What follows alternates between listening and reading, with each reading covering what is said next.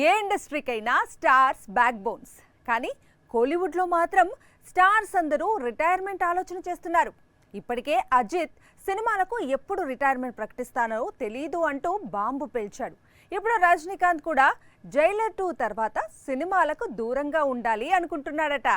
అదే నిజమైతే మాత్రం తమిళ సినీ పరిశ్రమ కష్టాలు మరింత పెరగడం ఖాయం. కోలీవుడ్ ఎన్ని సమస్యల్లో ఉన్నా రజనీకాంత్ ఉన్నాడనే ధైర్యం ఉంటుంది డిస్ట్రిబ్యూటర్స్ కు, నిర్మాతలకు. సూపర్ స్టార్ ఒక్కసారి సినిమాను రిలీజ్ చేస్తే తమిళ సినీ పరిశ్రమకు మళ్లీ మంచి రోజులు వచ్చేస్తాయి. ఇప్పటికీ కోలీవుడ్ పై రజనీకాంత్ అదే విధంగా డామినేట్ చేయగలుగుతున్నారు. అయితే రజనీకాంత్ ఇప్పుడు సినిమాలకు రిటైర్మెంట్ ప్రకటించే ఆలోచనలో ఉన్నారట. జైలర్ 2 విడుదల తర్వాత సూపర్ స్టార్ ఈ ప్రకటన చేస్తారట. ప్రస్తుతం ఈ వార్తలు కోలీవుడ్ ను షేక్ చేస్తున్నాయి. గతంలో బాబా చిత్రం సమయంలో ఇలాంటి నిర్ణయం తీసుకుని వెనక్కి తగ్గారు సూపర్ స్టార్. అప్పుడు అభిమానులు ఊపిరి పీల్చుకున్నారు.